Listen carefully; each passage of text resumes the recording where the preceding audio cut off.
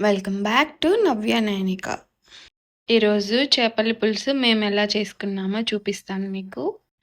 చేప ముక్కల్ని శుభ్రంగా క్లీన్ చేసుకున్న తర్వాత పసుపు, ఉప్పు, కారం, అల్లం వెల్లుల్లి పేస్ట్ వేసుకొని బాగా కలుపుకోవాలి.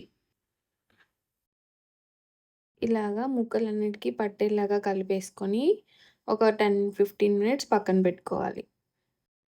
చూసారు కదా, ముక్కలన్నిటికీ ఉప్పు కారం బాగా పట్టింది.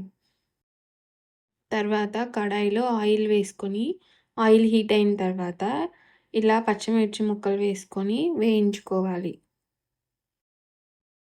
దీంతో పాటు కొంచెం చెక్క, స్టార్ ఫ్లవర్ వేసుకొని కలర్ టర్న్ అయ్యే వరకు వేయించుకోవాలి.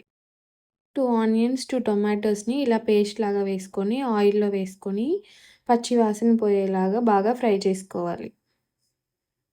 ఆనియన్, టొమాటో పేస్ట్ వేగుతున్నప్పుడు కొంచెం సరిపడా పసుపు వేసుకొని ఇలా బాగా కలుపుకోవాలి. రెడీగా తీసి పెట్టుకున్న చింతపండు గుజ్జుని ఇలాగా గ్రేవీకి యాడ్ చేసుకొని పులుపు చెక్ చేసుకొని బాగా కలుపుకోవాలి. ఆ పులుసుని బాగా బబుల్స్ వచ్చేలాగా మరిగించుకోవాలి. అప్పుడు దానిలో ఉన్న పచ్చిదనం అంతా పోతుంది. ఆ తర్వాత రెడీగా ఉన్న చేప ముక్కల్ని ఒకదాని పక్కన ఒకటి పెట్టుకొని కడాయి అంతా స్ప్రెడ్ చేసుకోవాలి. పీసెస్ అన్నీ ఇలా నీట్‌గా అరేంజ్ చేసుకున్న తర్వాత 15-20 మినిట్స్ ఇలా బాగా కుక్ అవ్వనివ్వాలి. గరిటె పెడితే చేప ముక్కలు పాడవుతాయి కాబట్టి ఇలా కడాయి పట్టుకొని కదిలిస్తే కింద అడుగంటుకోకుండా ఉంటుంది. చేప ముక్కలు కూడా పాడవకుండా ఉంటాయి.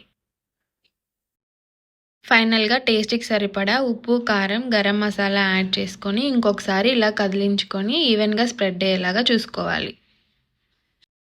ఒక 2 మినిట్స్ ఇలా బబుల్స్ వచ్చేదాకా బాయిల్ చేసుకున్న తర్వాత కట్ చేసుకొని పెట్టుకున్న కొరియాండర్‌ని యాడ్ చేసుకుంటే ఎంతో రుచికరమైన చేపల పులుసు రెడీ. ఒకసారి ఇలా ట్రై చేసి చూడండి. టేస్ట్ చాలా సూపర్బ్‌గా ఉండిద్ది. So if you like this video, please like, share and subscribe to my channel Navya Nainika. Thanks for watching. See you in the next video.